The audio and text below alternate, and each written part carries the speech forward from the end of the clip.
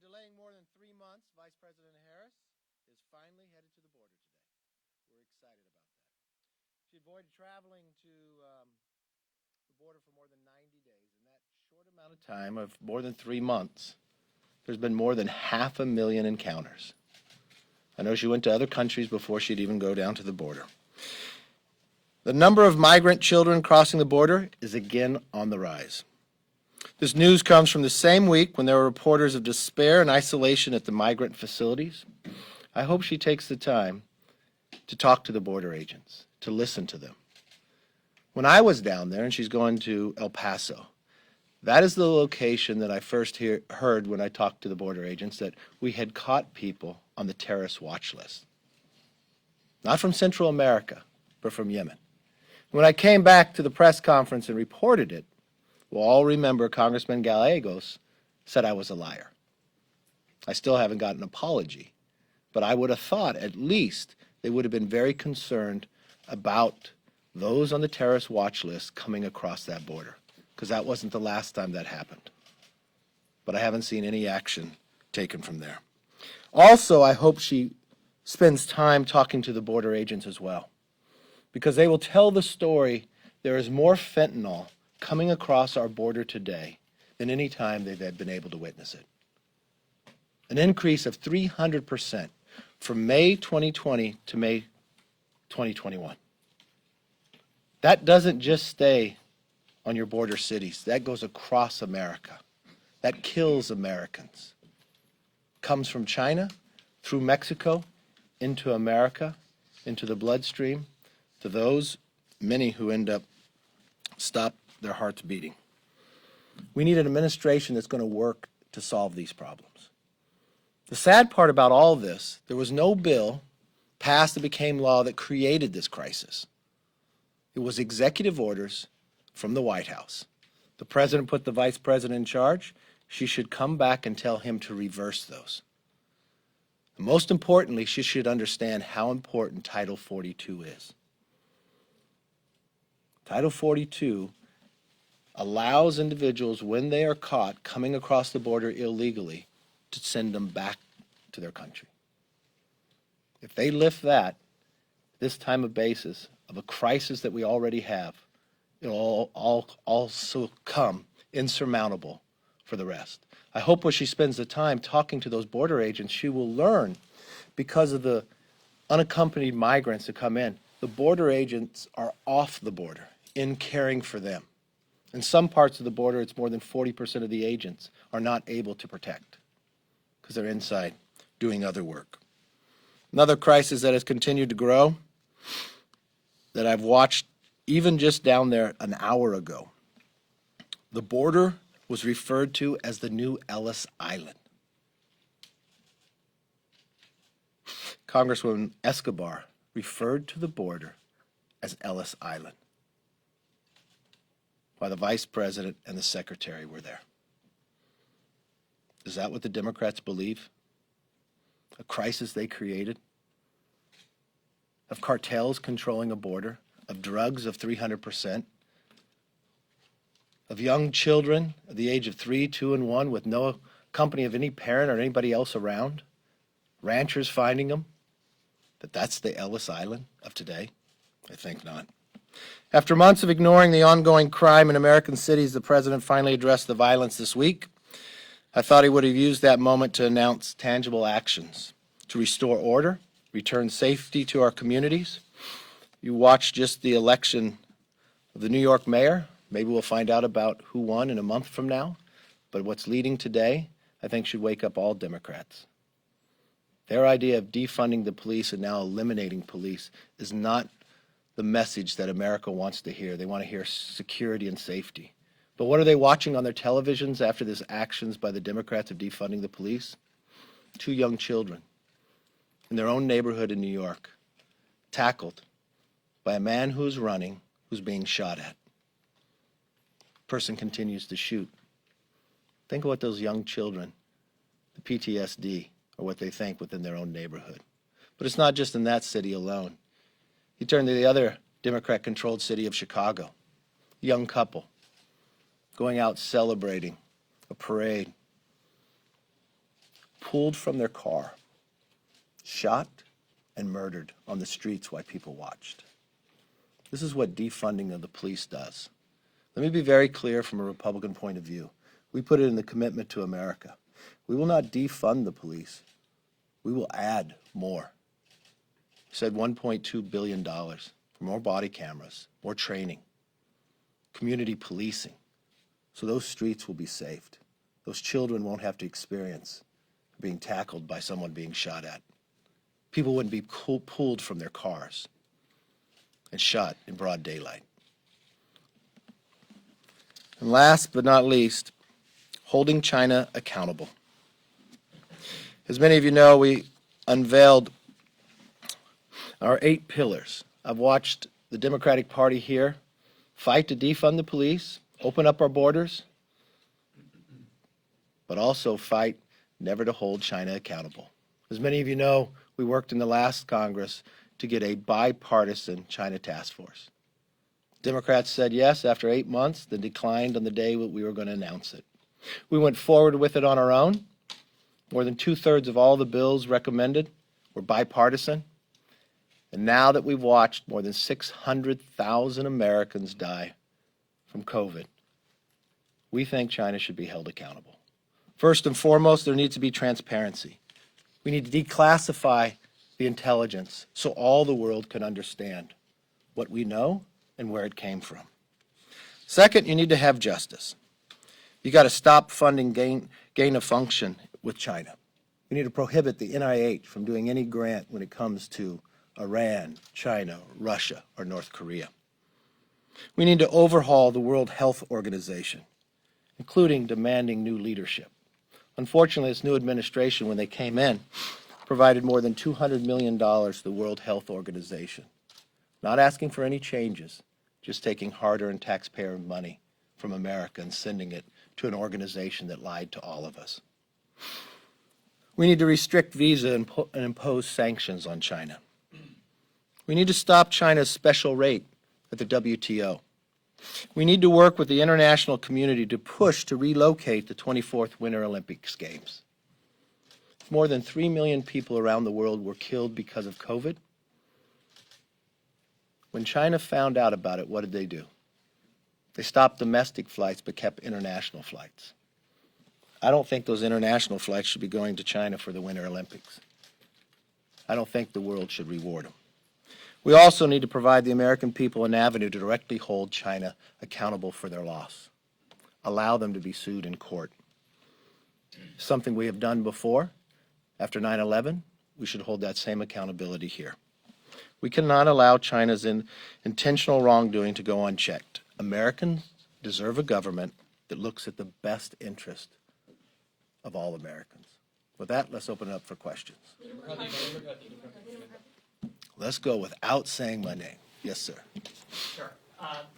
With the Select Committee, now that it's been announced, do you think that can be a viable process to uncover what happened, what led up to January 6th? And will you commit to not putting the members in your conference who are spreading conspiracy theories or trying to minimize what happened on the 6th on that Select Committee? You know, I was just with the Speaker. She's never talked to me about it. Haven't seen the structure of what she does or anything else, so I won't make any commitment till I go there. I have just sat back, and if any of you, I recommend you reading the work that the bipartisan committees on the Senate have done on this.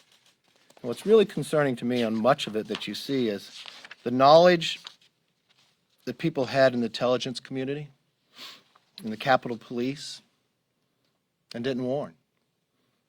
But if staff wanted to park that day, why did the parking attendants know that something was happening? Sergeant of Arms never talked to me as a Republican leader beforehand, during, or after. They failed a lot of their own men and women by not having the protections. They tell that they put it in a bus further away, but the bus was locked for the riot gear. There's failure after failure after failure. The Senate has done some very good work on a bipartisan manner in a committee. I've watched the FBI arrest more than 500 people. I want to make sure nothing gets in the way of that as others. But you want to make sure this is never repeated. That's why we've gave more than $10 million to the architect of the Capitol as well. But just to follow up real quick, sir, you realize that if you were to get behind an effort to work bipartisanly, that's a word, to work on a bipartisan basis on this select committee. Like the Senate did, that would have been nice, huh? Yeah, I always like to do like that. Yes, ma'am. Why are Republicans conflating all conversations about systemic racism and white supremacy with critical race theory when they are not the same thing? I think critical race theory is wrong, and I don't think it should be taught in schools at all, and I don't think we should fund any money to allow that to happen. I've watched what's happening in school districts across this nation, and I don't think that is appropriate nor should be taught, but I appreciate it. Yes, ma'am. Sir, thank you. We know that the Senate's come up with this bipartisan infrastructure plan, but now Speaker Pelosi... Is it deal, no deal? Deal, no deal. So, but they're saying now that there is going to be a two-track negotiations, the bipartisan and a budget reconciliation. What are your members saying about the fact that, yeah, they want a bipartisan package, but then there's going to be more money later on as a guarantee to make sure that both of those happen? I think my members think they need a chiropractor because they got whiplash after watching the president yesterday say there was a deal, then say there was no deal, and say you can't have a deal of $1 trillion on infrastructure, but you got to vote for $5 trillion the same time too, and you got to raise taxes on everybody, and you've got to have a Green New Deal. I don't think that's going to work. I don't think that's going to pass, and I think they killed any opportunity. I think it was disingenuous in every shape or form. Manu, how are you? I'm doing great. All right, I wrote down what I think your question is. Let me Okay, see if I get it well, I right. wanted to follow up about the select committee, because last month you did say that you'd be willing to testify before an outside commission. Now that there is a select I committee, think- would you be open to talk about your conversation with Donald Trump to a select committee? Well, I don't know that there is a select committee. The speaker's never talked to me about it. She hasn't set the You scope. announced it yesterday. She didn't tell me about it. I haven't seen anything, so I don't know what it is. I haven't seen anything voted on. I'll wait till I review what that is. The question that you're referring to asked if I would talk to anybody about it. I have no problem talking to anybody about it. I don't know what the conversations that day would matter as that's going on. What I think would really matter, especially if you read the report that bipartisan in the Senate has already done from 2 committees, it's the lack of taking knowledge that they had prior. And what did they do with that? That's what's caused a lot of the damage to this Capitol, that they had knowledge ahead of time. If the people in the parking structure knew, why didn't the Capitol Police know? If the intelligence had it, why didn't they pass it on? They didn't have the training. They didn't have the gear there for them. They didn't produce and warn people ahead of time. There is failure after failure. Why were there National Guards, a couple hundred, or about 160 some, but no weapons, patrolling the streets only from street signs, but not on the Capitol? Did someone deny the right of that coming from days before? Because they had meetings about it. Those are things that I think have to be answered. Some of that's answered in here, but I think it has to be fully answered. That is the only way you'll stop from happening what happened before. And for the idea, the speaker prior saying that the scope should be so narrow, we have an officer who gave his life on Good Friday. If you drive in the Capitol, you see his portrait. But we can't look at what caused that, because that was political as well, or what built up to this. Because I know in the 9/11 Commission, we looked at what built up all that time before September 11th. We watched what happened in the last summer. Did what happened in Washington, D.C. during the summer make somebody make a decision not to have the National Guard here to protect this building? That's a question that should be answered. Hey, congratulations on having Melanie join you. Yeah. How's that going to work? Will you guys We're going to tag team you. tag team? All right. Help him with his questions. That was the best question he's had yet. Yes, sir. Okay. I like the color of your hair. Thank you. It's distinguishing. Yep. How old were you when you first went gray? I was in my 20s. Later than that. Okay. Are you older than me? No, you're older than me by about 4 or 5 years. Okay. All right, last Do you know my Wednesday, birthday? 21. I'm sorry. Last Wednesday, 21 Republicans voted against giving the gold medal to the Capitol Police. That same day, Congressman Gosar accused a Capitol Police officer of lying in wait in order to execute one of the rioters here. The next day, 14 House Republicans voted against making Juneteenth a national holiday, and the week ended with Congressman Gohmert on the House floor suggesting that secret FBI agents were part of the January 6th crowd who probably helped egged on those rioters. Have any of those people in your conference received any type of stern lecture, any wording, anything about their behavior, given your self-proclaimed need for unity within the conference? Well, what I talk to my members is what I talk to my members personally about. But if you want to talk to somebody about how they vote, talk to them. Both those votes are not names that I was a part of.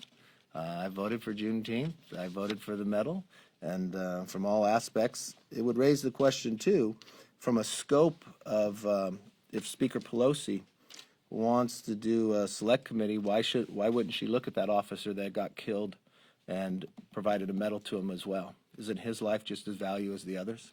Yes, sir. Peter, I just want to ask you about H.R. 18 and the conscious effort on the House floor to bring it every day to talk about this. And what message do you want? Well, what we're talking about is the Hyde Amendment. Regardless of what position you have when it comes to abortion, what has been the law of the land since 1976 was we do not use taxpayer funding for it. Overwhelmingly supported by Americans, regardless of the issue, especially independents. Every single person in Congress, I think probably outside of Don Young, have voted for the Hyde Amendment, Republican or Democrat. As the Democrats have now taken over the majority, they now want to change the course. I think if you go back and you look at the quotes, as then Senator Biden, he was a strong supporter of the Hyde Amendment. He's had more than 30 years of service. I don't think he'd want to change his 30 years of voting in support of the Hyde Amendment. But apparently the Democrats want to change that, want to use taxpayer money, something that I think was one of the most bipartisan points that we have made. So for the next 18 days, we will ask to bring up Chris Smith's bill with unanimous consent. And we've watched those who sit in the speaker's chambers say, no, it's not agreed to on both sides. And I will tell them from a Republican side, we have no objections. They can bring it up. Yes, sir. Now that the speaker announced a select committee, and urged you to appoint responsible members, who are you considering of appointing? And given that a select committee is inherently more partisan than say a 9/11 style commission that you oppose, does that give you any pause on opposing and other House Republican leaders opposing the deal that your ranking member John Katko and Benny Thompson came together and crafted in a bipartisan nature? Does that give you any pause on? No, none whatsoever. Speaker Pelosi has wanted to play politics from day one. You're looking right here at a report done by the Senate Committee on Homeland and Rules, Republican and Democrat, in a bipartisan manner. Nancy Pelosi has spent all the time and all these months playing politics with this, and now we're finding Select Committee will be more politics of what she wants to do. The FBI is the appropriate place to investigate. You shouldn't be involved in it. In any of the investigation, let the FBI do their work. The architect of the Capitol has $10 million to make sure the structure is protected.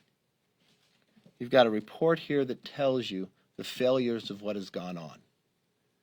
We watched Speaker Pelosi sit and fight over the scope and over the size and wanted to make it more partisan. I wouldn't expect anything different from her, but I don't think the outcome will be of best use to the Capitol itself if you want to get down to the bottom of the answer.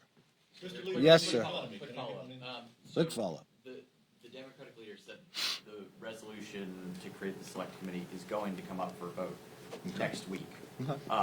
Presuming that happens, how are you going to tell your members to vote, and will you set any preconditions on appointing Republicans to the committee? Let me restate everything. The Speaker has never talked to me about the Select Committee. She never told me there's going to be a Select Committee. I don't know what the scope is going to be. I don't know what the makeup's going to be. So I would hold judgment until I see what it is, just as I would do on any other bill. Yes, sir. Yeah, on the economy, please. We've had a couple of weeks where the Fed Chairman, Mr. Powell, has said he's keeping an eye on inflation. Now, do you get a sense that it's because of government spending, or is it because of these temporary things of economic recovery post-COVID? Well, most economists will tell you a lot of it happens to do with the Democratic policies. Let's take, for one, the extended unemployment. What's happened with the extended unemployment is you see the sheer numbers, more than 9 million jobs out there, but they're not being filled. Why? Because government's competing with the struggling small businesses.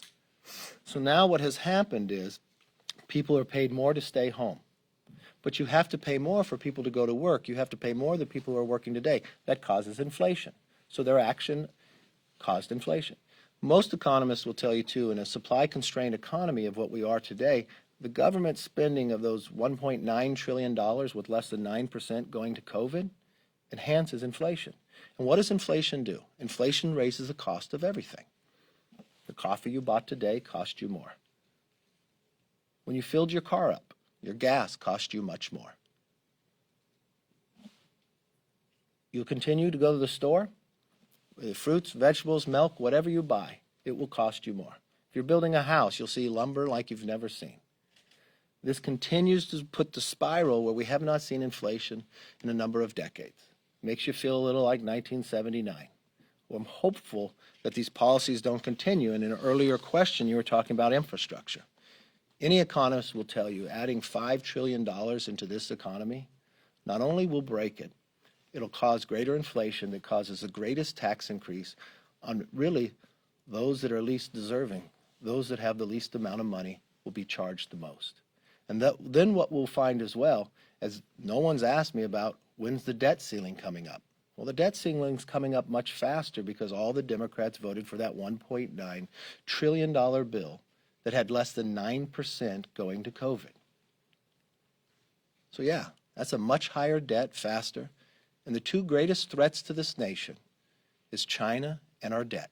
And they're spiraling in both directions by not holding them accountable and continuing to waste money on what they're spending it on.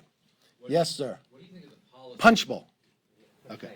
Thanks. What do you think of the policies in the transportation, the infrastructure, compromise? Look, Inside the process, what do you think of the substance in that? Well, I thought a couple things that were very positive. I thought them narrowing it to actual infrastructure, roads, bridges, highways, broadband, I thought was very productive on both sides for those Republicans and Democrats who worked with it. I think they worked through on some of the pay-fors. It didn't look like it was a true pay-for, but what they were going to take is some of the unemployment insurance that the states did not take to try to get their states working again. So it's something we already appropriated, utilized that money for there. I think that was a better use of that. So I thought that was very productive. And then when I watched the president go out and said he came to an agreement, that's always positive as an American that we can find agreement on both sides. But just a few moments later, I don't know what that agreement is if you say you can't have this unless you vote for another $5 trillion over here and it has to be at the same time I won't sign it. That's no deal. And I think that's very difficult for a future Biden administration getting any agreement. Who can trust them? Who can think if you're sitting negotiating with somebody and you literally walk out to the microphones and say we have an agreement? I don't know if he whispered to him he was going to ask for $5 trillion more, but it doesn't work. I assume most every single member went there in good faith on Republican and Democrat side. And I imagine every single one who walks out feels in somehow it wasn't an honest negotiation. And that's a difficulty for America in getting something else done. Sorry, I didn't mean to shoot that at you. Yes, sir. Mr. Leader,